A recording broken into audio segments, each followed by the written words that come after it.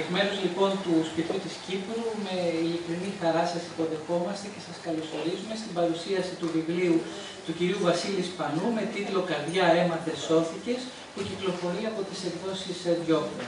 Το συντονισμό της απόψινής εκδήλωσης έχει η αγαπητή δημοσιογράφος κυρία Ειρήνη Νικολοπούλου, την οποία και παρακαλώ να λάβει τον λόγο.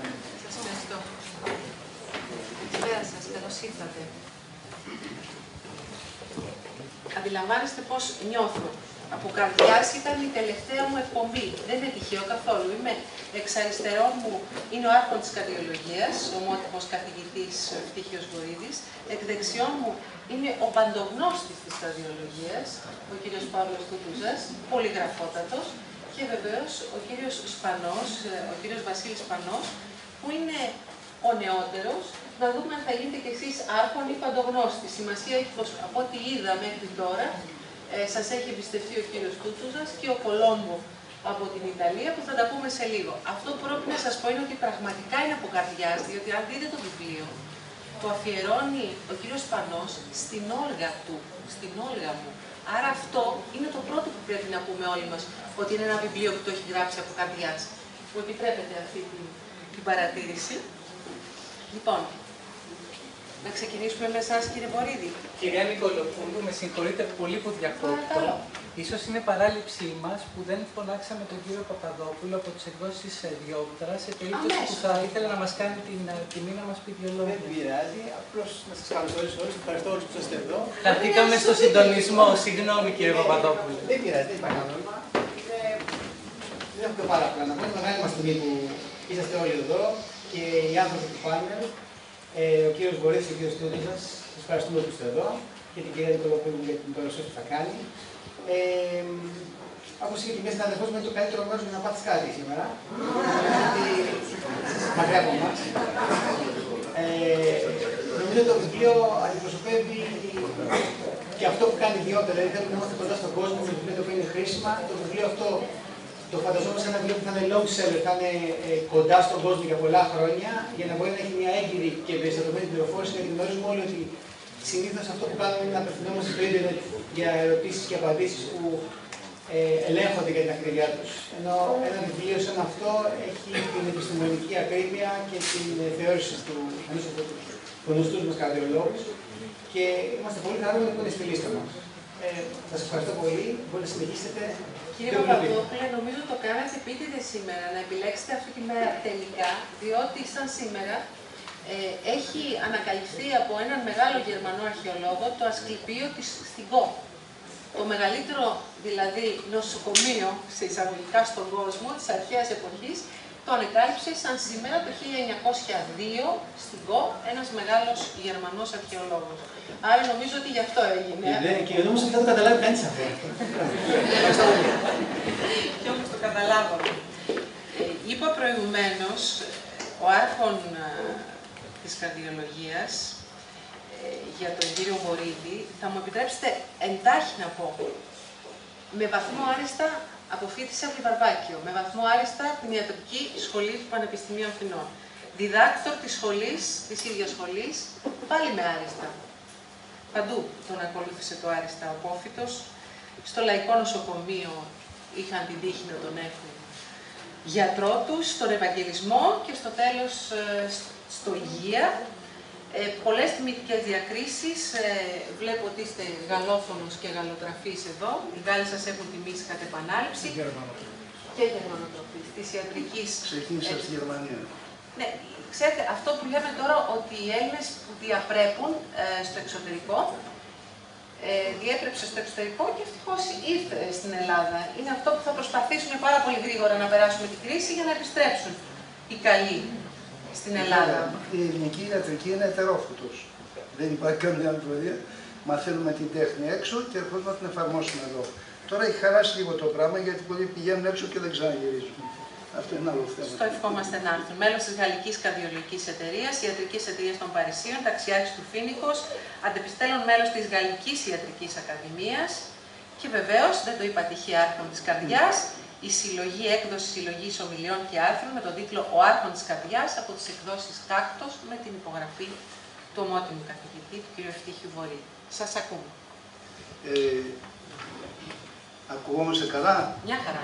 Ωραία. Εγώ θέλω να πω επιπλέον ότι είπα ότι είναι ετερόφωτος η ιατρική ιατρική.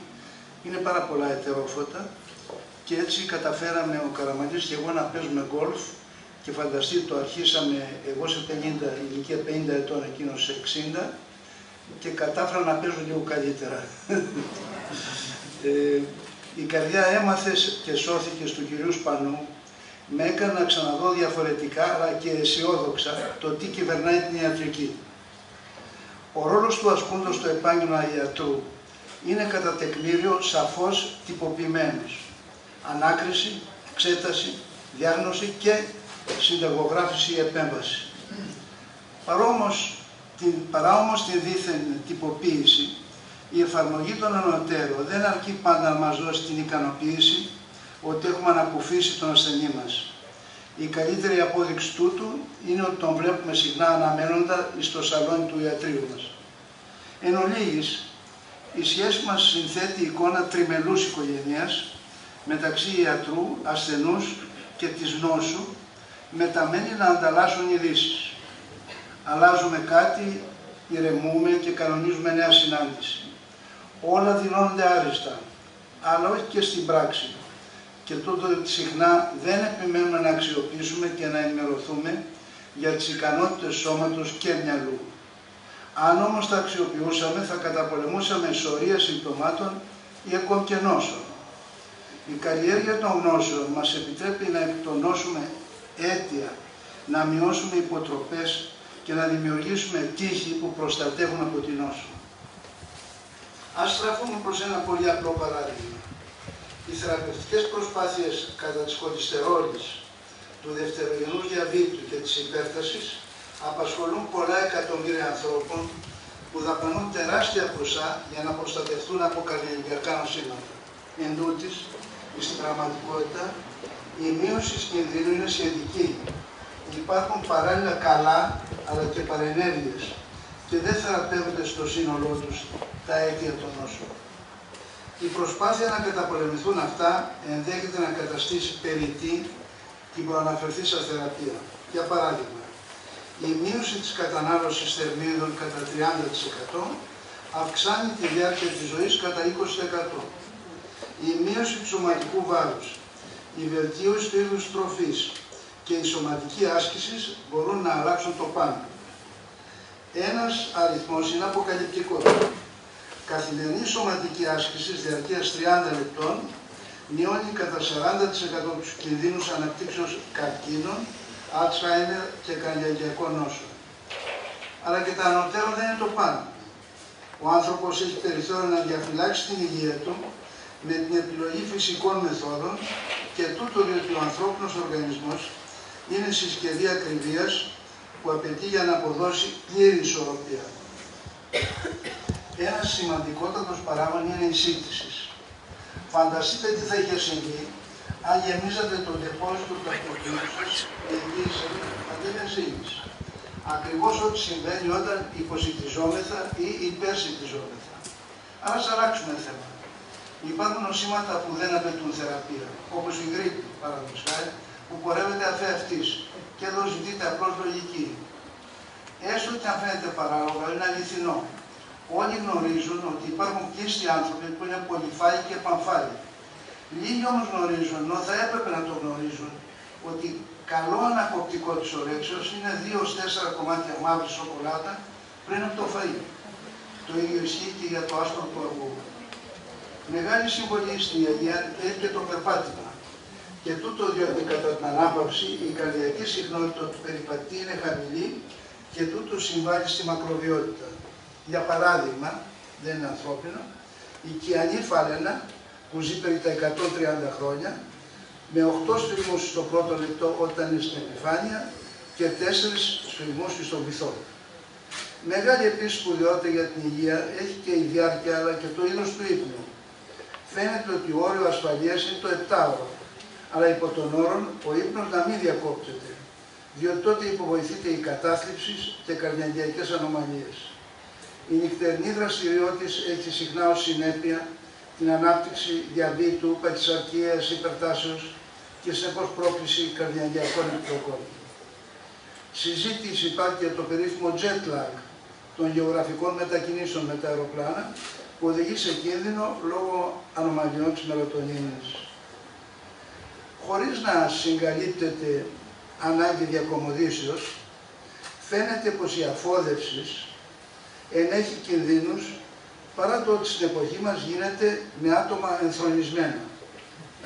Έρευνα όμως στις ΗΠΑ και την Ιαπωνία απέδειξαν πως πρέπει να αφοδεύουμε διπλωμένοι και όχι καθιστοί, διότι ελευθερώνεται έτσι η έξοδος της κενώσεως και δεν απαιτείται προσπάθεια που ενέχει τον κίνδυνο αυξήσεως πίεσης. Βεβαίως δεν υπάρχουν πλέον τουρκικά αποχωρητήρια και έτσι για να ευθιάζουμε θα πρέπει να βάζουμε τα χέρια μας κάτω από τους μυρούς μας για να ευθιάζεται η έξοδος. Συνολικό συμπέρασμα είναι ότι η σωματική δραστηριότητα είναι βασικό όπλο για την υγεία του καρδιαγγειακού συστήματος. Είπαμε ήδη ότι 30 λεπτά σωματικής δραστηριότητας ημερησίως μειώνουν έως και 40% τον κίνδυνο θανάτου από την καρδιά. Ο αριθμός αυτός αποκαλύπτει μια υποχρέωση για την υγιεινή ζωή, όπως και το να σώζουμε τα δόντια μας με το κλείσιμό τους. Γι' αυτό είναι απαραίτητο να προσπαθούμε να αξιοποιούμε την ικανότητα τόσο του σώματός μας, όσο και του μυαλού μας. Εκτός από την ιατρική, ο μέγας προστάτης είναι το εγώ μας που καλλιεργεί την αρμονία. Στο εσωτερικό μας βρίσκονται πηγές όχι μόνο για άμυνα, αλλά και για να νικήσουμε τα γεράματα. Διαθέτουμε μέσα μας κύτταρα που άμα τα καλλιεργήσουμε όπως πρέπει, προσφέρουμε πάμπολα στη ζωή. Χρειάζεται όμως να μαθαίνουμε γιατί, όπως έλεγε ο Σωκράτης, αρετή είναι η γνώση. Αλλά οι φιλοσοφικές αυτές θεωρίες δεν έχουν ακόμη επαρκή εφαρμογή και η συνέπεια είναι ότι ακόμη υπάρχει σημαντική καρδιαγγειακή νοσηρότης που απαιτεί ιατρική παρέμβαση. Αλλά με τη βοήθεια από τη γνώση των αιτίων και των μορφών της παρεμβάσεως, τη σπουδαιότητα της εκπαιδεύσεως και του κοινού, για την έγκαιρη διάγνωση και θεραπεία ατόμων με θυγέν καρδιαγγειακό σύστημα, όπως τονίζει ο κ. Βασίλης Πανός, με το σύγγραμμα «Καρδιά έμαθες και σώθηκες». Η εξειδίκευσή του τον διατήρησε ως αποδοτικό καρδιολόγο και τούτο διότι σε πρακτική διατύπωση επεμβατικός καρδιολόγος σημαίνει όχι χειρουργός καρδιάς. Το γεγονός αυτό τεκμηριώνει και το τέλος του βιβλίου που έχουμε την τιμή και τη χαρά να παρουσιάζουμε, «Καρδιά έμαθες και έτσι ξέφυγες και σώθηκες από την εγχείρηση». Το βιβλίο δεν απευθύνεται ειδικά προς καρδιολόγους, αλλά γενικότερα προς ιατρούς. Πέραν τούτου όμως και προς το γενικό κοινό, όπως φανερώνει οι φράσεις, συσσόρευση αιμοπεταλίων που είναι κύτταρο του αίματος. Γενικότερα το βιβλίο αναλύει αριστοτεχνικά και με εκπληκτική συγγραφική ικανότητα τα προβλήματα της λύσης, της αμηχανίας και τους στόχους της επεμβατικής θεραπείας για τα νοσήματα των αρτηριών που θέτουν σε κίνδυνο την καρδιά και την υγεία του ανθρώπου και την αισιόδοξη προσδοκία του αποτελέσματος. Όλα αναπτύσσονται με εντυπωσιακή αντικειμενικότητα, αλλά και με εξίσου εντυπωσιακή σαγηνευτική τέχνη του λόγου, δηλαδή του ελληνικού λόγου, γιατί τα ελληνικά είναι άξια σοφίας. Ενδεικτικά αναφέρω πόσο με γοήτευσε οι φράσεις. Η στεφανιογραφία είναι κόδυνος, αλλά όχι περισσότερο από μια αιμοληψία που γίνεται για μια απλή εξέταση αίματος. Επίσης εντυπωσιάζει η πλήρης επιτυχία του στόχου του συγγραφέως, που υπόσχεται ότι οι γνώσεις ενεργεί ως θεραπεία. Και πράγματι η τελειότητα της ενημερώσεως προάγει τον αναγνώστη σε πλήρη γνώση, επί θέματα πραγματικά σπάνια. Σοφότερος γίνεται κανείς μετά την ανάγνωση του κεφαλαίου εκ των κινδύνων της χειρουργικής θεραπείας και του κόστους του bypass σε θανάτους, εγκεφαλικές αναπηρίες, νεφρικές βλάβες και δυσχερώς ή άσχημα τραύματα. Εξίσου σαφής είναι η ανάλυση των συνεπειών του bypass, παρουσία καρδιακής δυσλειτουργίας. Ο συγγραφέας καταλήγει τονίζοντας ότι το bypass είναι δυσανάγκης. Τέλος, σαν απόλυτης αντικειμενικότητας του συγγραφέως, είναι η κατάληξη ότι το bypass υποκαθιστά τη αιματοπλαστική για τις βλαβών του στελέχους της αριστεράς και της δεξιάς αρτηρίας. Εντύπωση ως αυτός προκαλεί η ειλικρίνεια του κ. Σπανού με την αναγνώριση της επιτυχίας της φαρμακευτικής προφυλάξεως που δεν είναι παρά η επιβεβαίωση της υπάρξεως ερωτικής σχέσεως μεταξύ του επεμβατικού συγγραφέως και της αλήθειας, αλλά και της ευχής του για τη διαφύλαξη της υγιούς καρδιάς, που αποκαλύπτει τόσο την ειλικρίνειά του, όσο και το πόσο αδιαφορεί για το συμφέρον. Μόνο θαυμασμό για τον επεμβατικό καρδιολόγιο παράγει το χαριτωμένο, αλλά και σοφό αυτό σύγγραμμα. Έτσι, επιτυγχάνεται το να σωθούν μαθαίνοντες. Ευχαριστώ πολύ.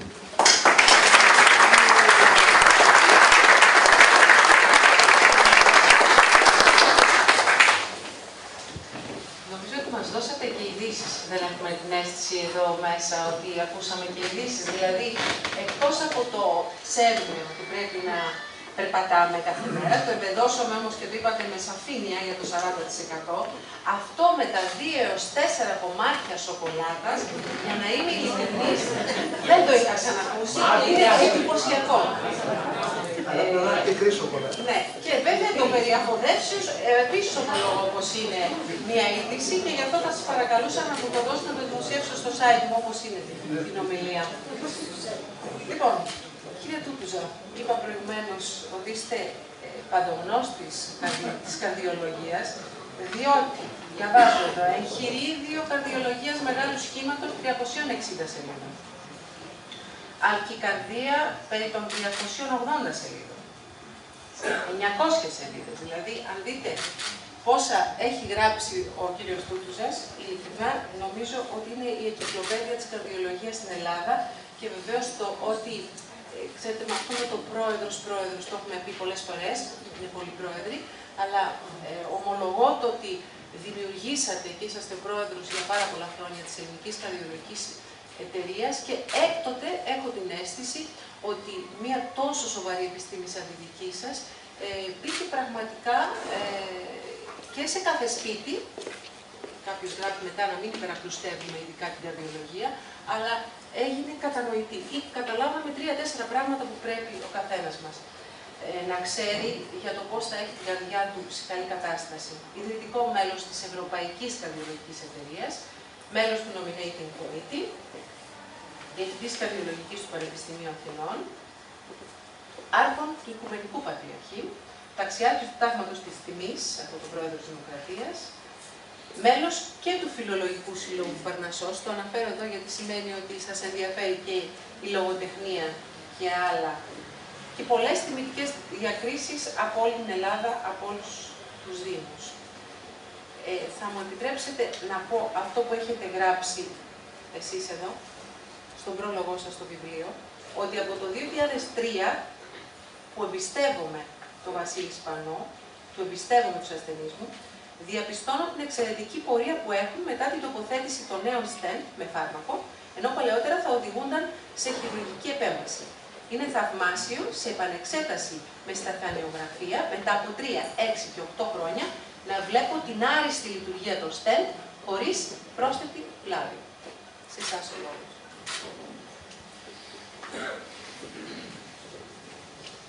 Ευχαριστώ πολύ για τα τιμητικά λόγια. Άκουσα περισσότερα από όσα μπορούσα να φανταστώ. Και είναι η πραγματικότητα βέβαια. Και είναι μεγάλη μου χαρά, τιμή να είμαι στο Χριστό σήμερα. Πρώτον, διότι εγώ είπα τον δάσκαλό μου, τον κύριο Δωρίδη, εγώ γράφηκα στην καρδιολογία και ήταν εκείνος φοιτητής της καρδιολογίας σε μια εποχή που η έδρα της καρδιολογίας, η έδρα το 60 που έγινε, και ήταν παρόν, γύρισε τότε από την Ευρώπη, και Γαλλία, και έγινε φοιτητής γρήγορα. Αυτή η έδρα ήταν ανεξάρτητη της παθολογίας. Και όταν το ρωτάω τον ίδιο ή άλλους, στην Ευρώπη ήσαν έδρες πανεπιστημίων ανεξάρτητες από την παθολογία. Μα αν δεν ήταν πρώτη, λέει, εδώ στην Ελλάδα, θα ήταν μετά και το πρώτο.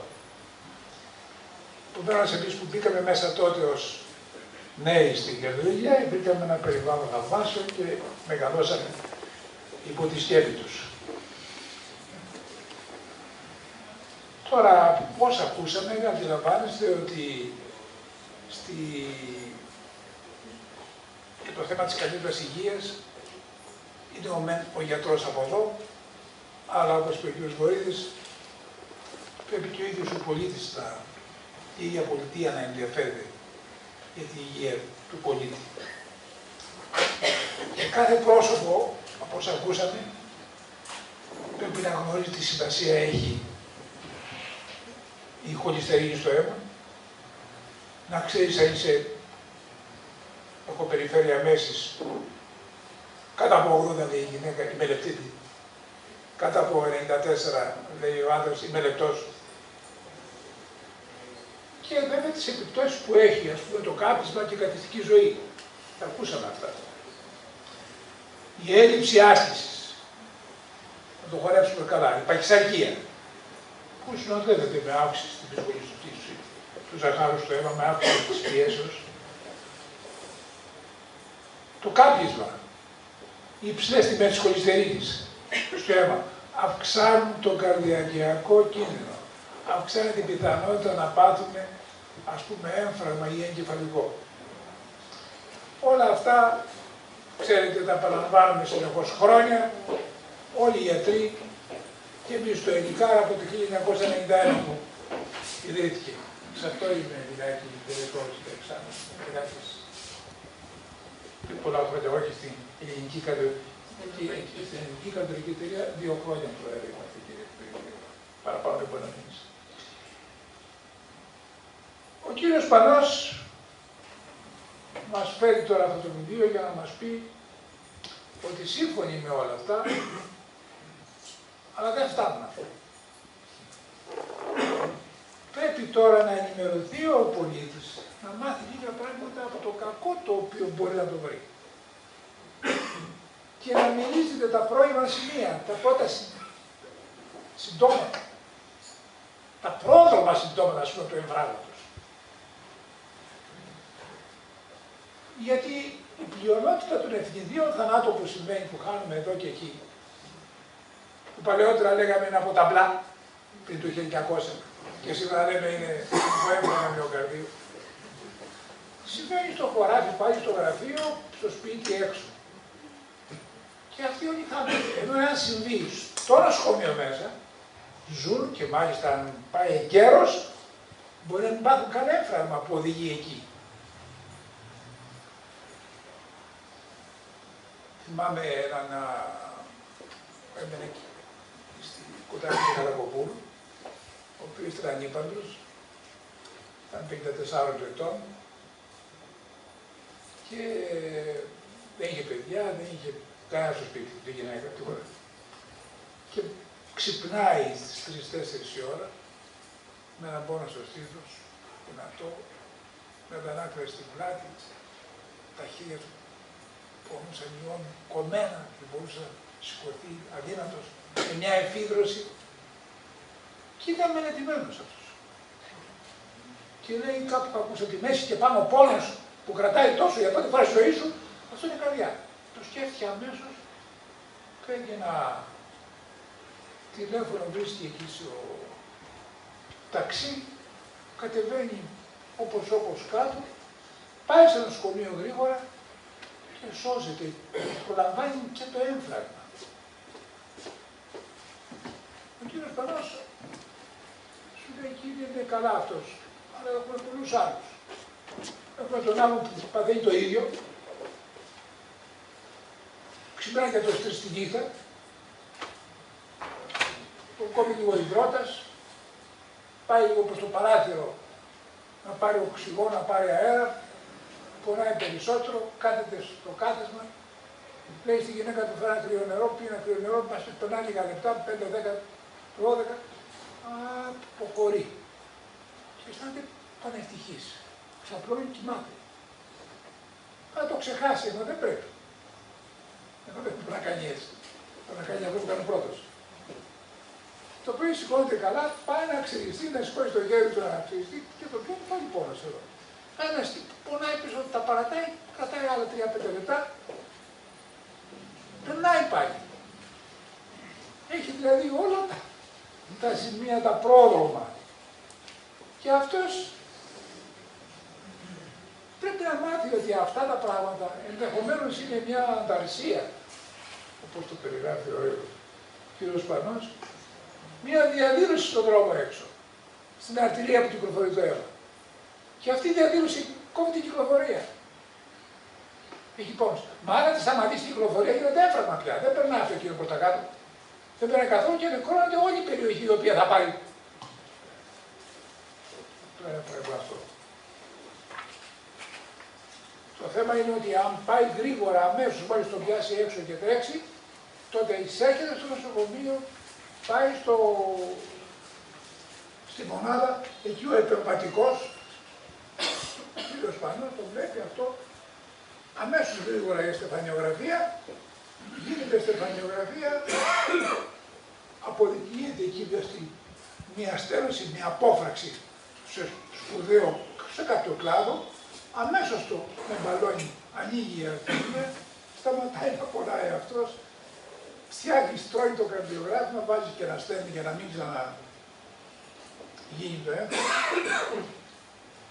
Και, εν πάση περιπτώσει, πολλές φορές δεν βρίσκουμε στο καρδιογράφημα σημείο εμφράγματος, κατά κανόνα έχουμε. Αλλά μπορεί να είναι τόσο μικρό που να μην φαίνεται αυτό το λεγόμενο Q αργότερα. Δηλαδή έμεινε η καρδιά να χτυπάει δυνατά, γερή. Ενώ αν είχε γίνει νέκρωση και ζούσε, γιατί μπορούσε να φύγει,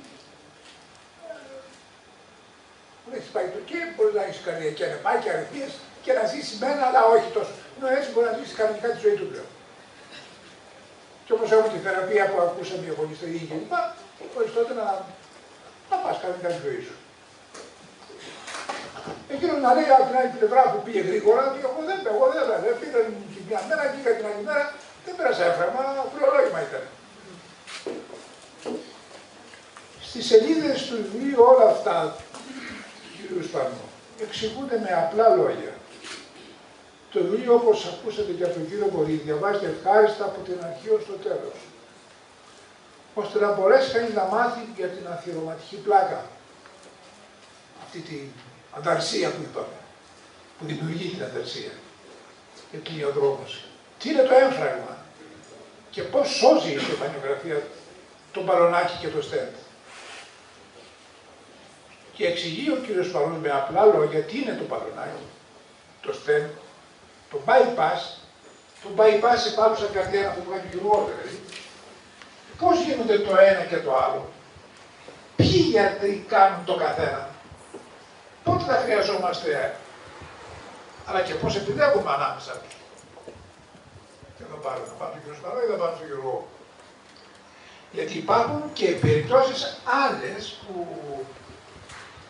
πέρα του οξυώδους εφράγματος, είναι και οι στιθάρχοι προσπαθίες που ανεβαίνει στον ανήφρο και εκεί παθαίνει σπόρο.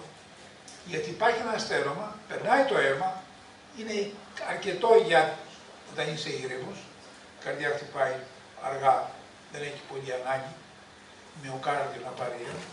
Αλλά όταν περπατάμε και ανεβαίνει στον ανήφρο, χτυπάει γρήγορα, θέλει περισσότερο αίμα, δεν μπορεί να περάσει διότι υπάρχει στέρωμα, τότε ο χειρουργός, τότε ο επεμβατικός με ένα μπαλόνι, με ένα στέρωμα, τα ανοίγει και πάλι στη τάχη προσπαθίας. Θα μπορούσε να ζήσει με στη τάχη 5, 10, 15, 20 χρόνια, γιατί υπάρχουν μάλλον πολλά χρόνια. Αλλά άμα το κάνεις αυτό, που είναι εύκολο, όπως είπε ο κ. Βορύδης, ένας πονάκος, μια αιματοληψία, λοιπόν, τελειώνει και δεν έχεις ενοχλήσεις.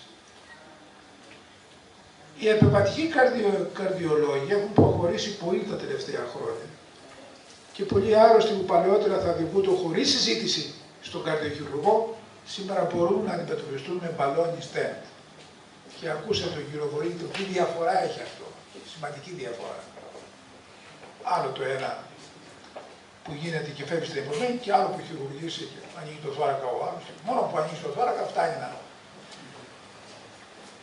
Και ακούσατε επίσης από την πρόεδρό μας εδώ, ότι αυτό που είχα σημειώσει και ήθελα να σας ξαναπώ πάλι στο πρόλογο του βιβλίου, ότι ο κύριος Σπανός απέδειξε πρώτον αυτό το μπαλόνι και το καινούργιο στέντ, το τελευταίο που εξελίχθηκε η επιστήμη και έφτιαξε αυτό το με φάρμακο στέντ, ώστε να μην ξαναγίνεται στέρωμα εκεί, απέδειξε το πόσο εύκολα γίνεται να βάλει και ένα και δύο και τρία. Αν χρειαστεί, ό,τι χρειαστεί. Και αυτά να τα βλέπεις χρόνια μετά. δεν υπάρχει καμία στέρωση. Γιατί παλιά υπήρξε το παράπονο, ναι, το άγγιξε με μπαλόνι, αλλά 30, 40, 50% έλεγε η Oakley, ξαναστερεύουν. Ενώ εδώ έχουμε τον άρρωστο, τον παρακολουθούμε, του δίδουμε για τη χολυστερίνη φάρμακο ώστε να είναι χαμηλά ή κακή, στο 60, στο 70, να μην ξαναγίνει δηλαδή το αλλού στενόμα, όχι εκεί, όχι μόνο εκεί, αλλά και αλλού. Να μην έχουμε αλλού στενόματα, για να ζήσει ο άνθρωπος τη ζωή του χωρίς συμπτώματα και να είναι μια ανάμνηση αυτά τα επεισόδια. Αυτή είναι μια προσφορά του βιβλίου του κυρίου Σπανού, να ξαναπώ κι εγώ. Εξηγεί με απλά λόγια τις διαφορετικές επεμβάσεις καρδιάς, με τα θετικά και τα αρνητικά τους, ώστε να μπορεί ο Πάσχο να κατανοεί τη συζήτηση που γίνεται για το πρόβλημά του και να αποφασίσουν όλοι μαζί τον καλύτερο τρόπο αντιμετώπισης της περιπτώσεως τους. Ευχαριστώ πολύ.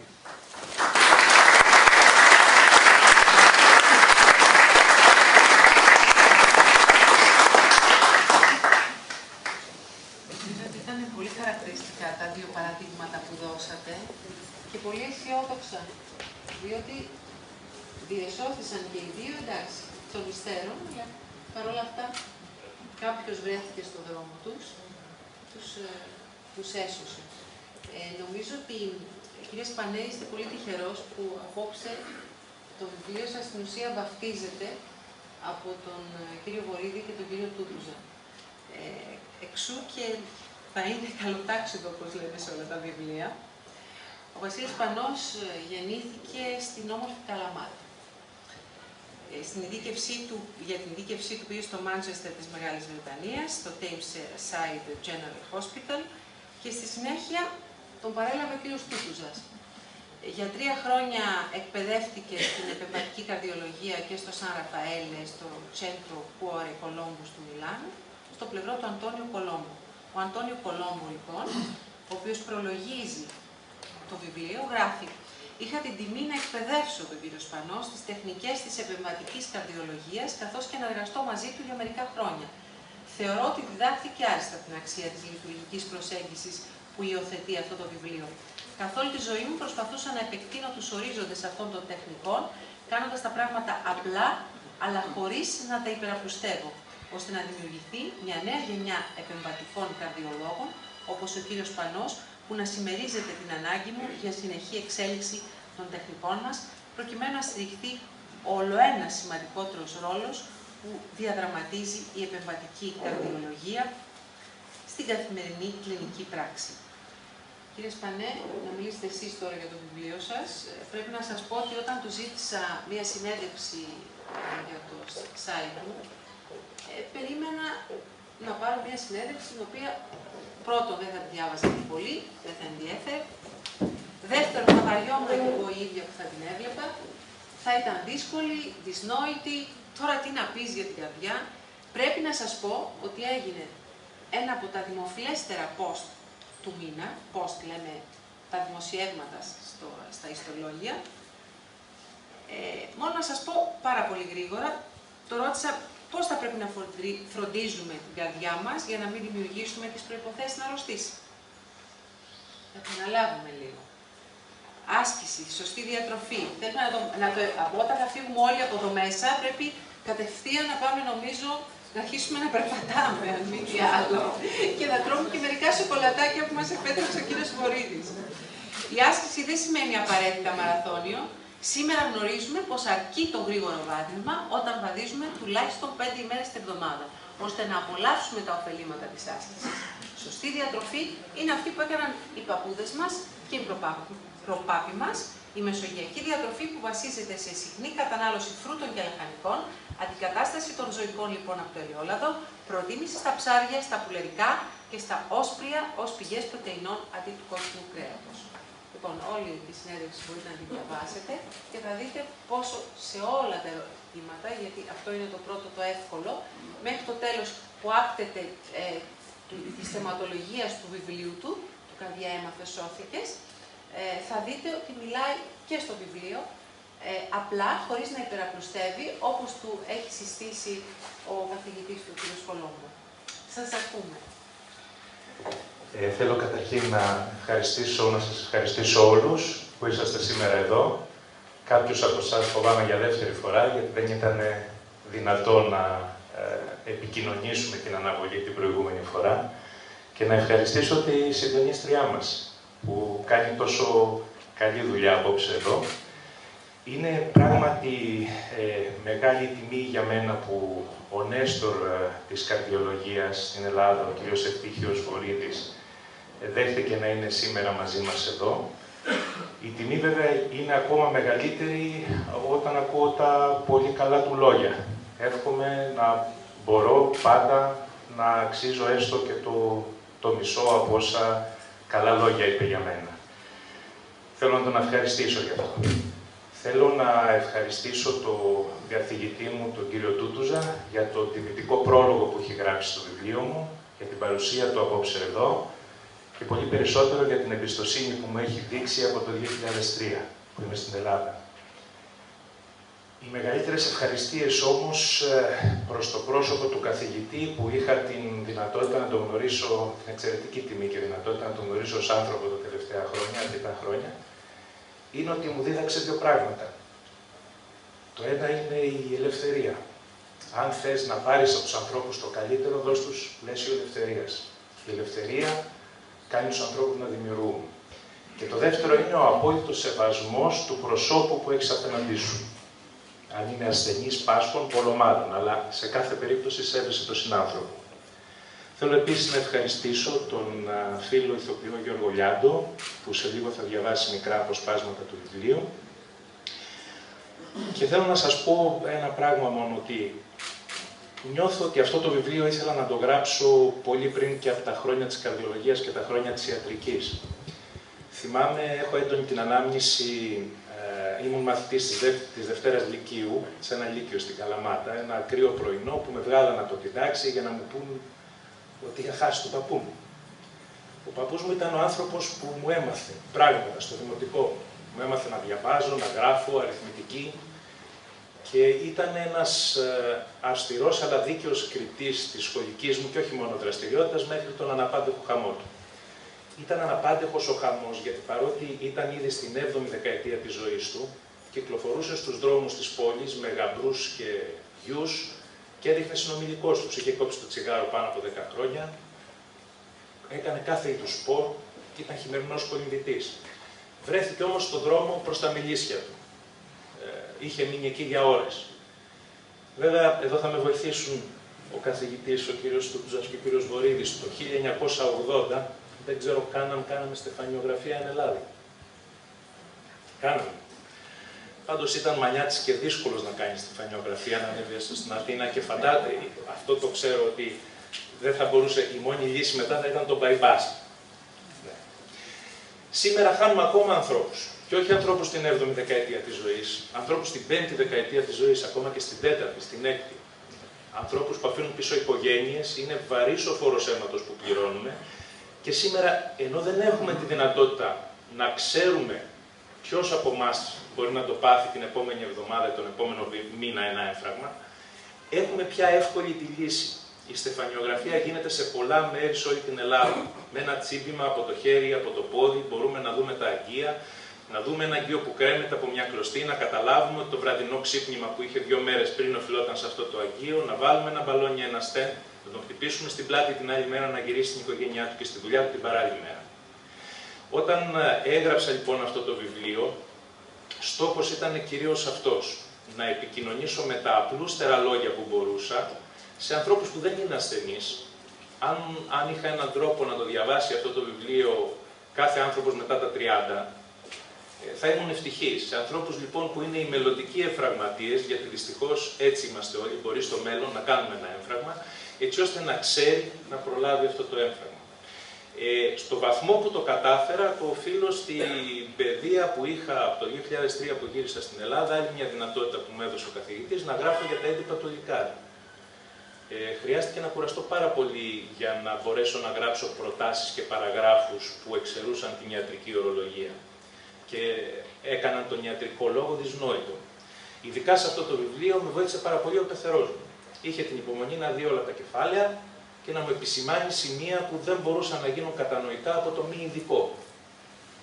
Θέλω κλείνοντας να ευχαριστήσω τις εκδόσεις Διόπτρα, ιδιαίτερες ευχαριστίες στον κύριο Αλέξανδρο Ζαλώνη. Αυτό το βιβλίο το είχα στο κεφάλι μου, αλλά έγινε βιβλίο χάρη σε δύο ανθρώπους, τη γυναίκα μου και στον κύριο Ζαλώνη. Η Όλγα το δούλεψε από την αρχή, αυτά που είχα εγώ στο κεφάλι μου να μου πει πώς θα μπορούσαν να επικοινωνηθούν, να γίνουν προσιτά στον κόσμο, πώς ακριβώς έπρεπε να γίνει. Και βέβαια είναι και δικός της είναι και ο τίτλος. Το «Καρδιά έμαθε σώθηκες». Ο Αλέξανδρος είναι εδώ, όταν για πρώτη φορά το ακούσαμε, ότι ο τίτλος που πρότεινε η Όλγα ήταν «Καρδιά έμαθε σώθηκες», νομίζω και οι δύο χαρήκαμε πάρα πολύ. Ήταν ένας πολύ καλός τίτλος. Και γι' αυτό άλλωστε το βιβλίο της αφιερώνεται, και όχι μόνο το βιβλίο. Σας ευχαριστώ πολύ.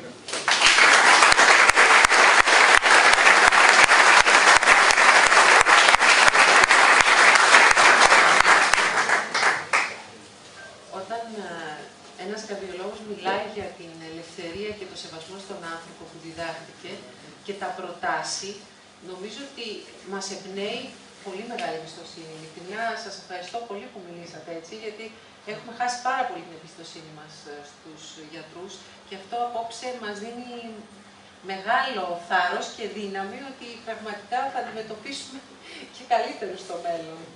Επίσης μιλήσατε για τον παππού σας, για τη γυναίκα σας. Είναι αυτό που θέλουμε να ακούσουμε από έναν άνθρωπο που ασχολείται με την καρδιά, εν πάση περιπτώσει. Να σας ευχαριστούμε πολύ. Κύριε Λιάντο, νομίζω ότι είναι η στιγμή για τη δική σας τέχνη και τεχνική. Πριν ρωτήσει, υπάρχει γιατρέ. Θα ζητήσουμε λίγο να χαμηλώσουμε τα φώτα.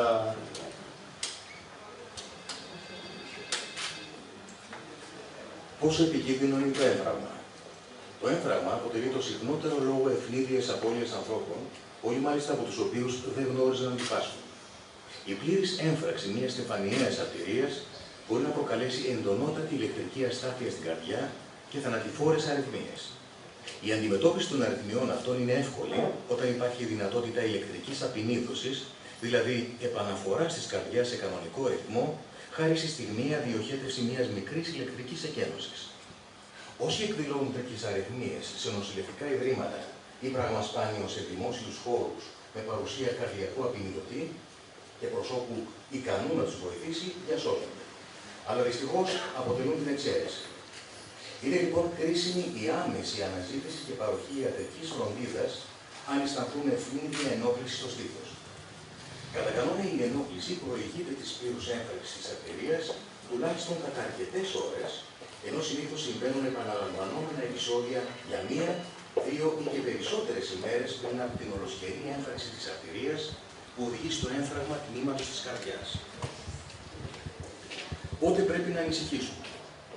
Αν ξαφνικά αισθανθούν σφίξη, κάψιμο ή βάρος πίσω από το στέρνο και προς τα αριστερά του στήθους, που μπορεί να αντανακλάσει την πλάτη ή στον αριστερό ώμο και αγκώνα. Το ενόχλημα ξεχωρίζει από άλλα που μπορεί κατά καιρούς να είχαμε, όπως βελονιές ή σουβλιές, γιατί είναι διαφορετικό από οτιδήποτε προηγούμενο έχουμε νιώσει. Άλλωστε είναι χαρακτηριστικό ότι δεν μας επιτρέπει να κινούμαστε ελεύθερα, αφού επιδεινώνεται ακόμα και με ελάχιστη προσπάθεια. Τι πρέπει να κάνουμε? Ένα ευνίδιο σφίξιμο, κάψιμο ή βάρος πίσω από το στέρνο και προς τα αριστερά του στήθους, που επιδεινώνεται ακόμα και με ελάχιστη προσπάθεια, ιδιαίτερα εάν μας ξυπνήσει τις πρώτες πρωινές ώρες, πρέπει να μας οδηγήσει αμέσως σε εφημερεύουσα καρδιολογική κλινική, ιδανικά μάλιστα σε κλινική που διαθέτει αιμοδυναμικό εργαστήριο, τμήμα καθετεριασμού. Καλό είναι στο μεταξύ να πάρουμε μασώντας την μια κλασική ασπιρίνη των 500 χιλιοστογραμμαρίων, αυτές που παίρνουν για τον πονοκέφαλο, αν βέβαια δεν μας έχει απαγορευτεί η λήψη ασπιρίνης λόγω κάποιας αιμορραγίας ή αλλεργίας στο φάρμακο. Πώς γίνεται μια στεφανιογραφία? Σκοπός της στεφανιογραφίας είναι η απεικόνιση των αρτηριών που τροφοδοτούν με αίμα την καρδιά.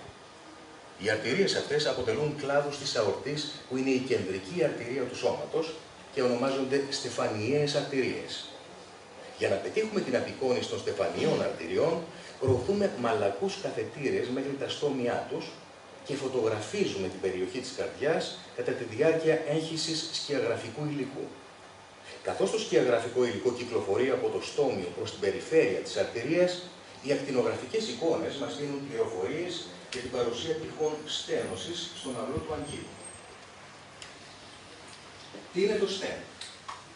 Το stent είναι ένα μικροσκοπικό μεταλλικό πλέγμα τοποθετημένο πάνω σε μπαλόνι στην άκρη ενός καθετήρα. Ο καθετήρας είναι αρκετά μικρός ώστε να μπορεί να προωθηθεί στη στεφανική αρτηρία και να φτάσει στο σημείο της βλάβης. Στην εξωτερική άκρη του καθετήρα συνδέεται μία αγγλία. Στο σημείο της στένωσης ασκείται θετική πίεση από την αγγλία, οπότε το μπαλόνι διατείνεται και ανοίγει το stent. Ο καθετήρας με το μπαλόνι αποσύρεται, ενώ το stent παραμένει στο τείχομα της αρτηρίας. Η αρτηρία ανοίγει κατά τη διαστολή του μπαλονιού στο σημείο της στένωσης, ακριβώς όπως συμβαίνει με την αγγειοπλαστική. Η παραμονή του πλέγματος στο εσωτερικό τείχομα της αρτηρίας σταθεροποιεί το αρχικό αποτέλεσμα, οδηγώντας σε επιτυχία την επέμβαση.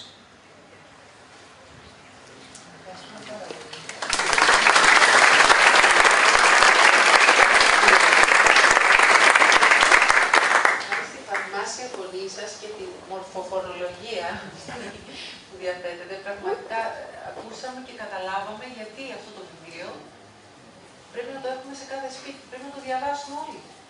Γιατί δεν ξέρεις ποτέ τι μπορεί να γίνει τη νύχτα, γιατί εγώ καταλάβαμε όλη τη νύχτα έρχεται ο επισκέπτης, έτσι. Αυτό είναι το λέτε λεγούρι.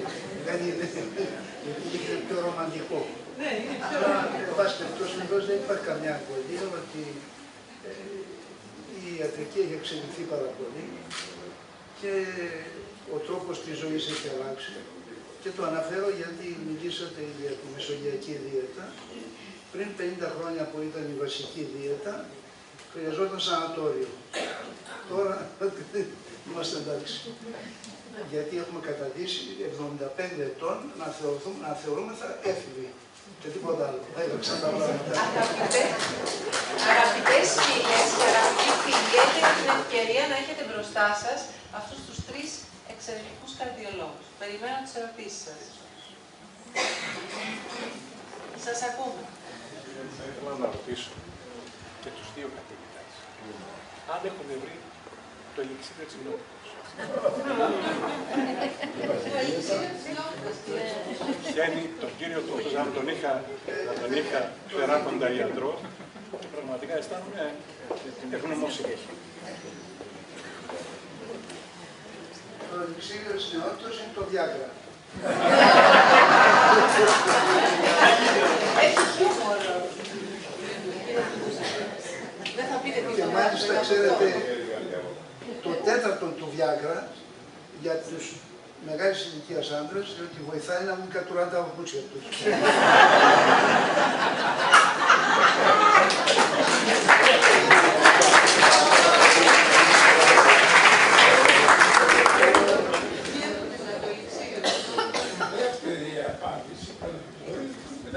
Είναι πιο ακριβής.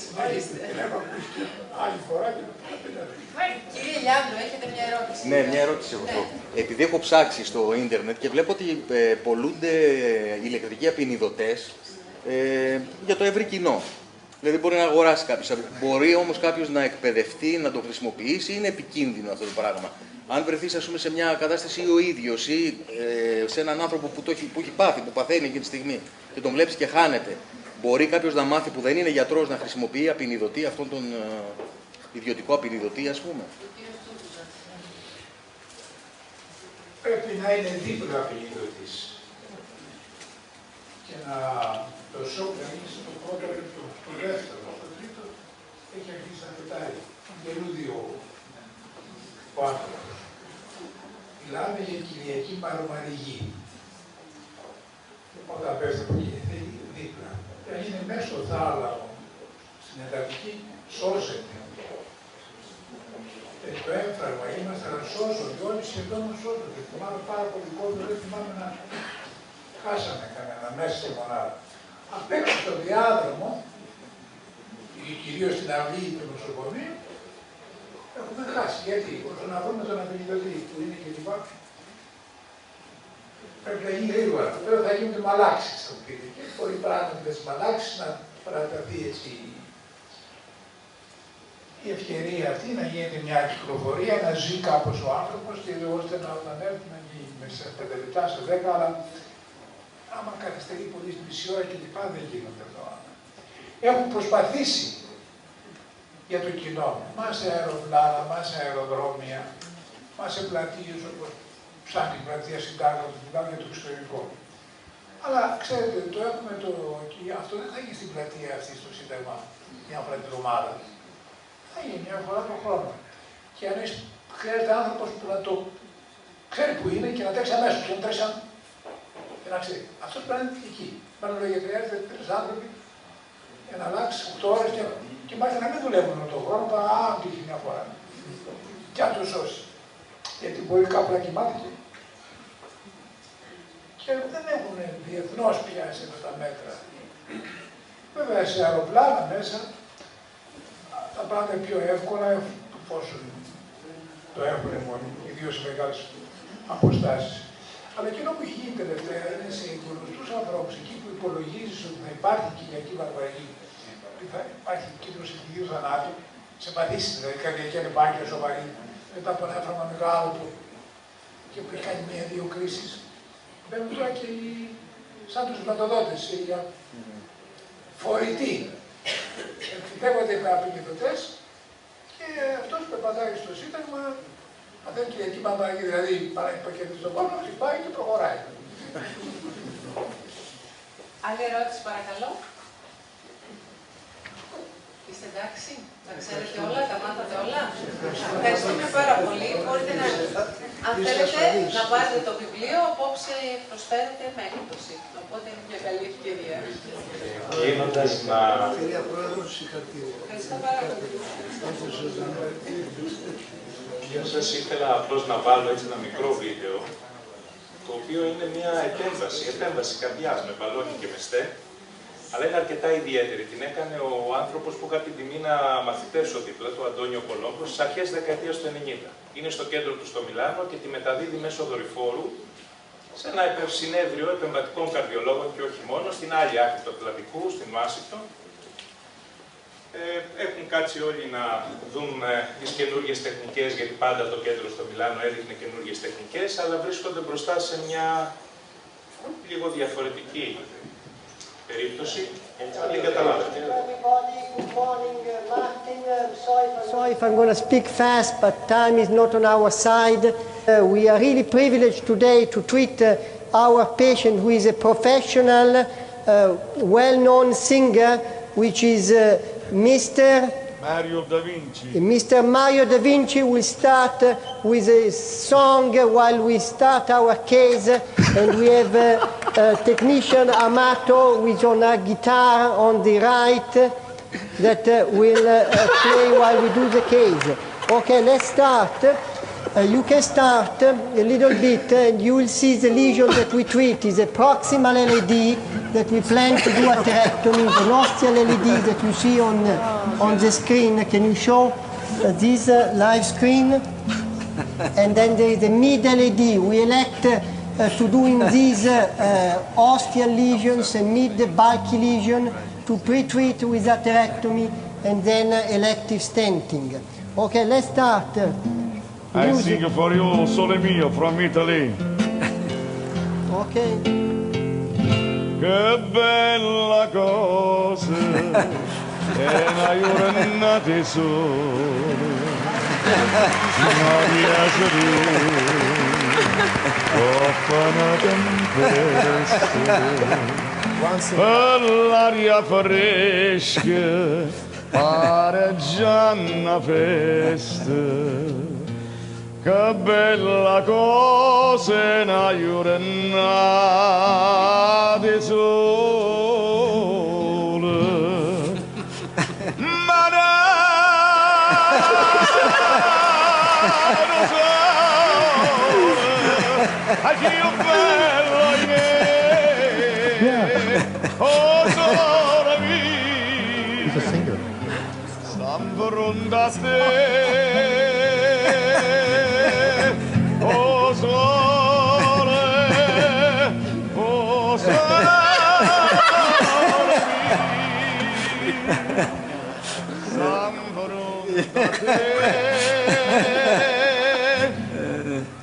Sta in frente a te.